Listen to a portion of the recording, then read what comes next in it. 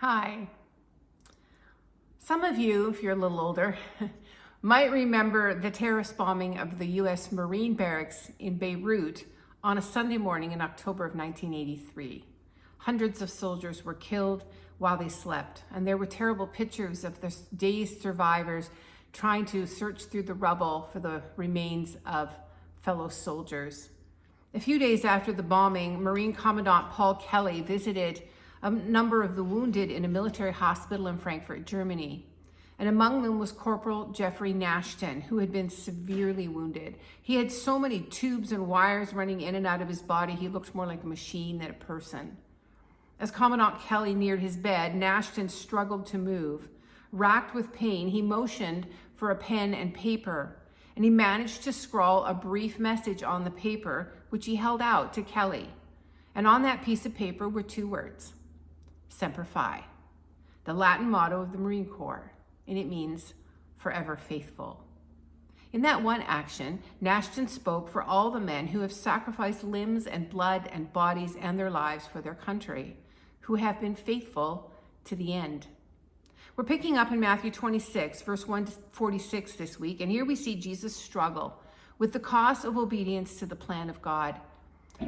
He doesn't struggle in his deity, he struggles in his humanity, because he knows what this is going to be, and yet he remains faithful. We start with a human plan, a plot against Jesus by the religious leaders.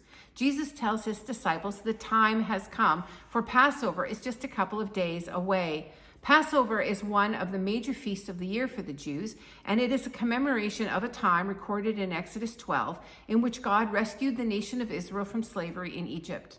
God brought judgment on the nation of Egypt by sending the death angel over the land one night.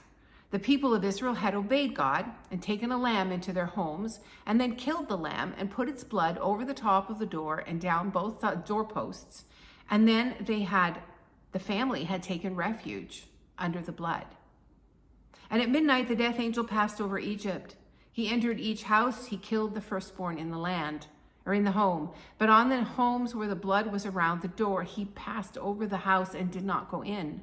Salvation came for those who were under the blood.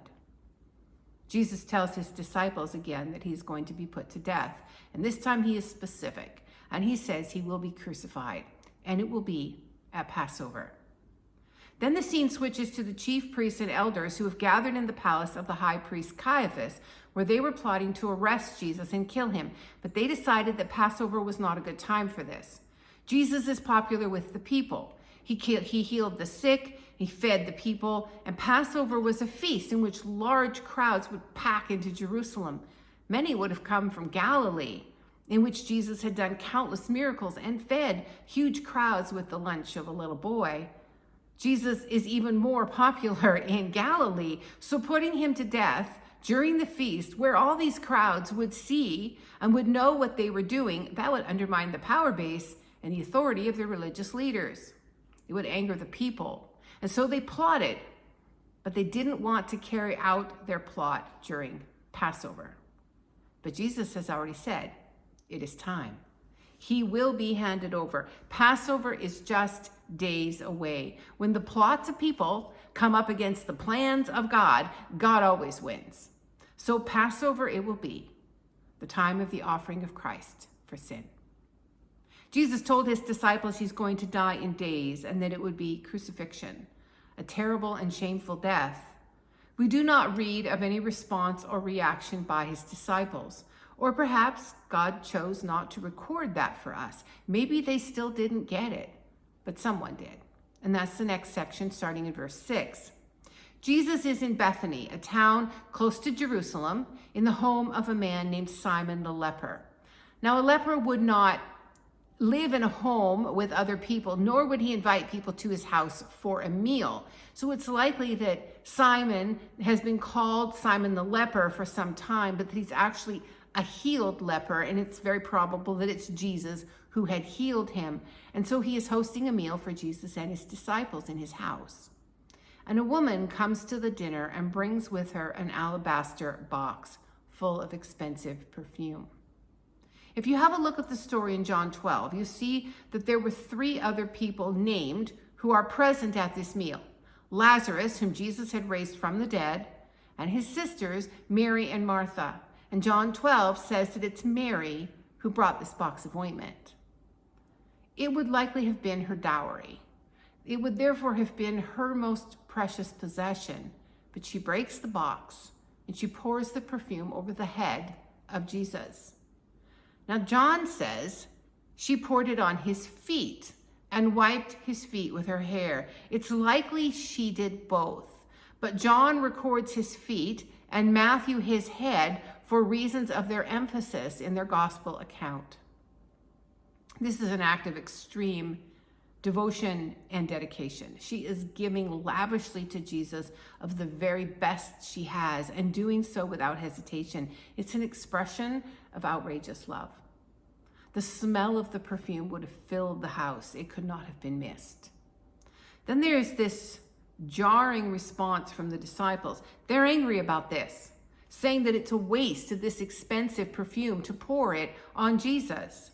They said it would have been better for the perfume to have been sold and the money given to the poor. They are saying that there are more important recipients of this sacrificial act of love than Jesus. The disciples are undervaluing Jesus, but this woman understood exactly what Jesus is worth. The woman is not named in the passage in Matthew. The focus is kept on her gift, on her love, on her devotion, not on who she is. But Jesus defended her. And I'm going to read from chapter 26, starting at verse 10.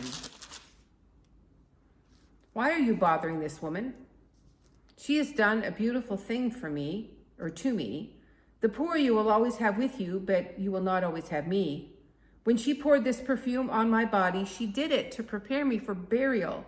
I tell you the truth, wherever this gospel is preached throughout the world, what she has done will be told in memory of her. Jesus says this woman understood that he was going to die, and she put this perfume on him in preparation for his burial. Have you considered what that would mean? This sort of perfume clings tenaciously to the skin and the hair. At the time of his death, Jesus would still have smelled of this perfume. When everyone else forsook him and ran, the smell of it would have reminded him of the worshipful love and devotion of this woman. When he hung on the cross, suffering the agony of this horrific form of execution, the scent would have reminded him of her commitment to him. It would have provided comfort. She understood, and she considered Jesus worth her best. Since she wiped his feet with her hair, she too would have smelled strongly of this perfume. It tied her to Jesus in a tangible way. She felt Jesus worth tying herself to him, even in the face of his death. God had a plan. It was a plan laid down before the earth was created. He had a time in it in which his plan was to be fulfilled. Passover. Nothing could move God from his purpose and his timetable. Jesus was faithful to this plan, proceeding toward it step by step, but it must have been difficult to be undervalued and misunderstood by his own disciples. They lacked comprehension. So the understanding of this woman and her lavish gift would have been very precious to Jesus. But Jesus was faithful to God's plan. He proceeded determinedly to fulfill the purposes of God. He was misunderstood and undervalued by almost everyone. They did not deter him, however, from doing what his Father intended. In the face of those who did not get it, who did not think him worth any sacrifice, the love and devotion of Mary was an encouragement and a comfort. She knew who he was and what he was about to do and considered him worth her best. What is Jesus worth to you? Has the significance of his sacrifice been lost over time? Have you failed to grasp the significance of what he and his Father planned, what he had to do? Do you remember the value of Jesus? He is worth your very best, worth any costly sacrifice and any gift. Are you willing to love Jesus like this, no matter what others think of you? They will think you are crazy to value Jesus like this. They will not understand. This woman did not care what anyone thought. She is an example for us to love Jesus like this, openly and lavishly. Being undervalued was just the beginning of the cost for Jesus. It gets worse, harder every step he takes toward the cross. Picking up in verse 14, one of his own disciples has had enough. He expected Jesus to open doors for him. He thought Jesus was a route to greatness and power for himself. And since he kept the bag of money that the disciples used and shared for their needs, he stole from that bag often, he is monetarily profiting from his discipleship. But now Jesus has allowed this woman to waste, in his mind at least, a valuable item by pouring it on his head. So there's no opportunity to get his hands on a portion of that money. Judas, one of the disciples of Jesus, has had enough, and he decides to cut his losses and go and get what he can from his relationship with Jesus. So Judas Iscariot goes to the chief priests and he says, "What will you give me if I get Jesus into your power, into your hands?" And they offer Judas 30 pieces of silver to betray the Son of God to them. That's not that much. It is far less than the worth of the perfume. It was, in fact, the cost of a slave which has been gored by a bull. Exodus 21:32. Judas settled for very little. He really did not think Jesus worth anything at all. His lack of understanding and sense of the worth of Jesus is in stark contrast to the worth the woman placed on Jesus. But not only did Judas undervalue Jesus, he's going to betray him. What a painful thing for Jesus to know that someone he had loved and cared for and lived close by to for 3 years is going to sell him as if he's a damaged slave. While Judas is watching for an opportunity to hand over Jesus to his enemies, the disciples ask Jesus where they should prepare to celebrate Passover. Jesus directs them to a man who provides them with a room in which to hold the feast. And while they are reclining at the table, Jesus lays a hard truth on them. He tells them that one of them is going to betray him. They're sad about this, and they begin to ask who it is. One after the other, they say, "Surely, Lord, it's not me." Jesus does not tell them the name of the one who has already planned on doing this. Instead, he says it is the one with whom he will dip in the bowl. And Jesus says that what this man will do will not affect the plan of God for Jesus. The death of Jesus is not in the hands of the betrayer, but it is the plan of God. And Jesus says the Son of Man will go just as is written about him. But there will be consequences for the betrayer. Jesus says, woe to that man. It will be better for him if he had not been born. Judas maybe was thinking that everyone else has asked if it's them and he has said nothing. Maybe he's thinking that that's noticeable, and perhaps he didn't think that Jesus would know what he had done. And so he says, "Surely not I, Rabbi." One thing I read pointed out that all the other disciples had called Jesus Lord, but Judas calls him Rabbi, which means teacher. It's a title of respect, but certainly lower than the understanding and respect given by the rest of the disciples. Judas has never been a true believer in Jesus, and his lack of faith and understanding is showing. And he says, "Surely not I, Rabbi." And Jesus says, "Yes, it is you." Now, before we go into what is recorded for us next here in Matthew, just a little bit of information about the Passover ceremony itself. The Passover follows a set pattern. It involves 4 cups of wine that are drunk at different times, 2 at the beginning, 2 at the end. It involves storytelling using questions and answers to retell the story of Israel's exodus from Egypt. And then there's a meal of roast lambs, bitter herbs, and unleavened bread. There are prayers in certain parts. There are portions of the Psalms sung at other times. And then there's the last 2 cups of wine at the end. Now, the 4 cups of wine have names. The two before the meal, as I said, and 2 afterward. The 2 that come before the meal, the names of those cups of wine tie in with the telling of Israel's struggles and slavery and their history as the people of God. The first cup of wine is called the cup of sanctification, and the second cup is the cup of deliverance. Then they would eat the meal, and the bread is eaten, that's unleavened bread, is eaten as part of the meal, and it was often called the bread of affliction. Following the meal were the last 2 cups of wine drunk. The 3rd cup is called the cup of redemption, and the 4th cup is called the cup of praise, or sometimes the cup of ingathering. So in verse 26, it says, while they were eating. So they're eating the lamb and the unleavened bread. They've had the 2 cups of wine. They've had the storytelling. They're eating the meal. And Jesus took the bread they call the bread of affliction. And he gave thanks and he broke it and he gave it to his disciples, a normal act in the Passover meal. And he said, take and eat. This is my body.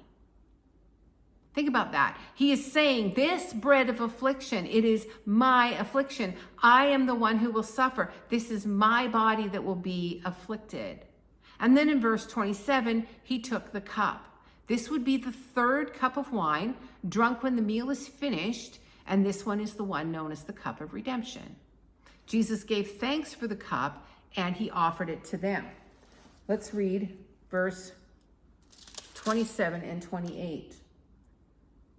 I'm just reading the red letter parts of the verse. Drink from it, all of you. This is my blood of the covenant, which is poured out for many for the forgiveness of sins. Now again, he's saying, this cup of redemption, this is my blood. I'm going to pour out my blood to redeem you.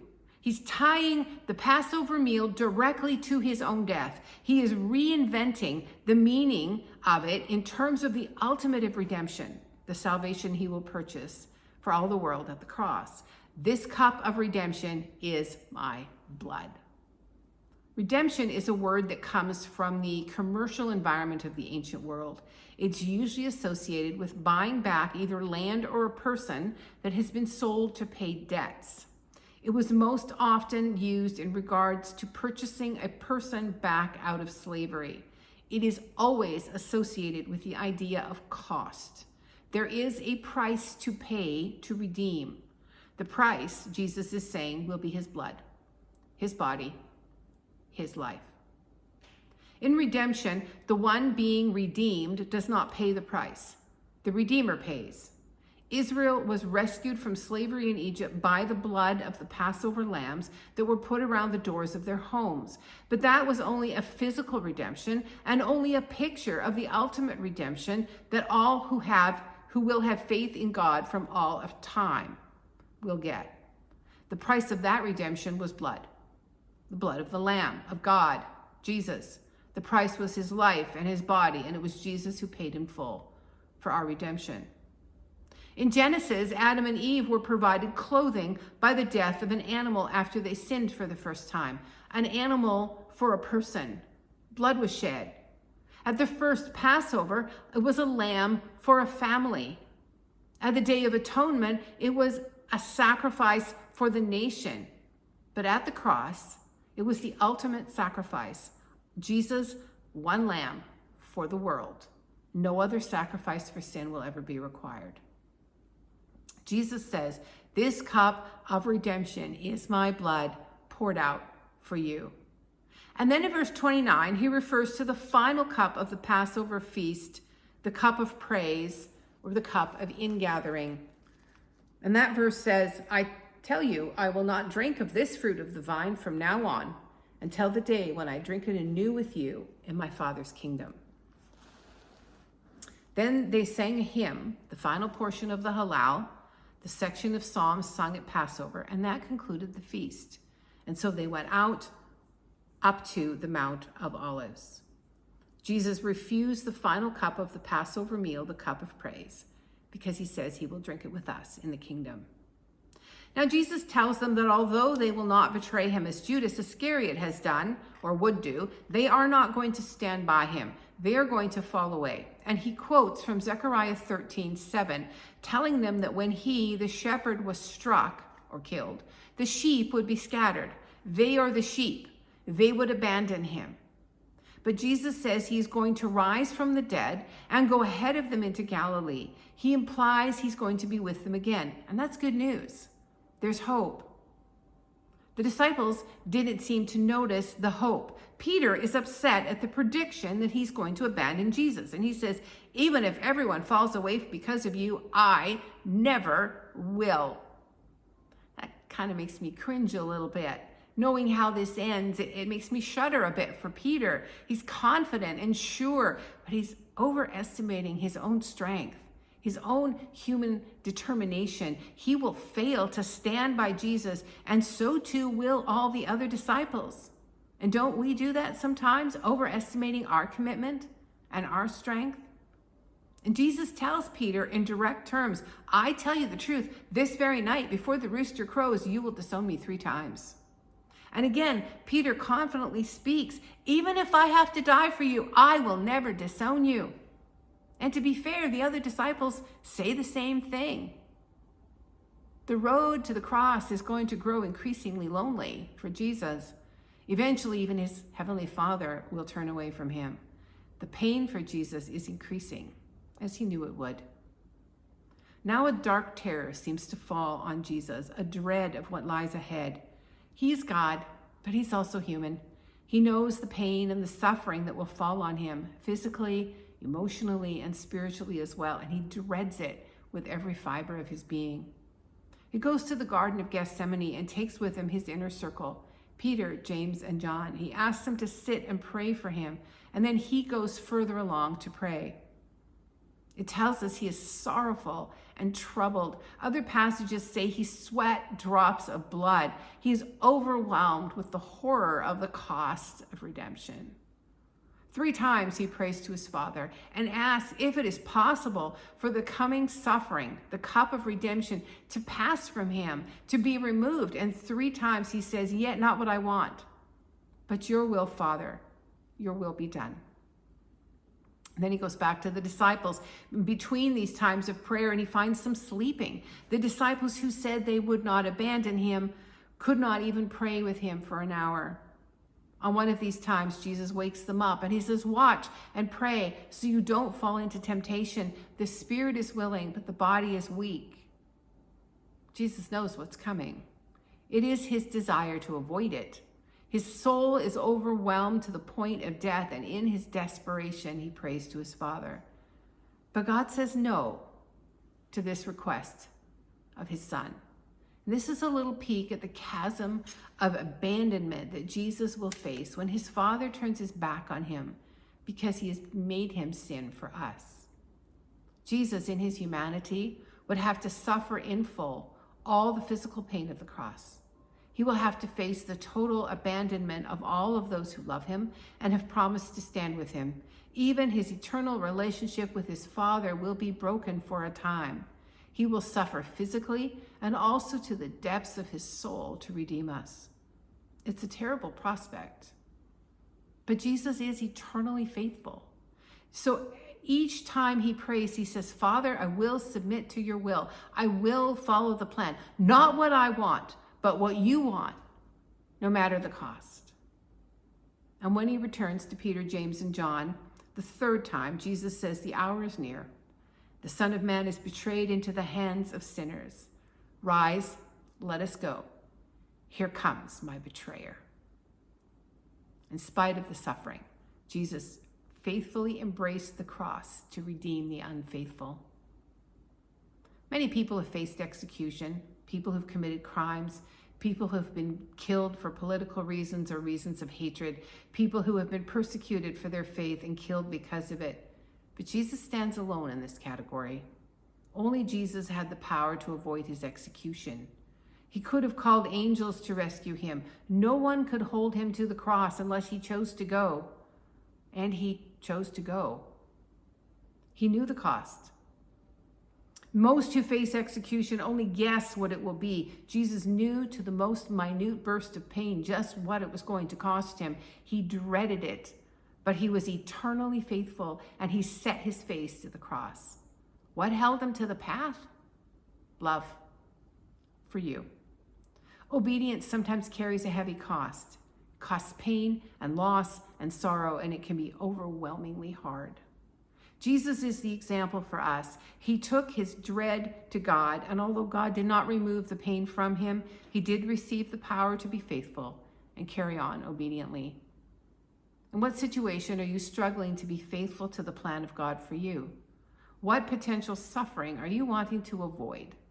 To want to do so is entirely human and understandable, God never said obedience to him is easy, but nothing will ever be asked of us that comes close to what Jesus faced.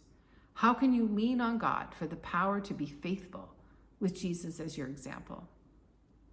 Forever faithful. That is what Jesus is and always has been. And in being forever faithful in the face of terrible suffering, he redeemed you.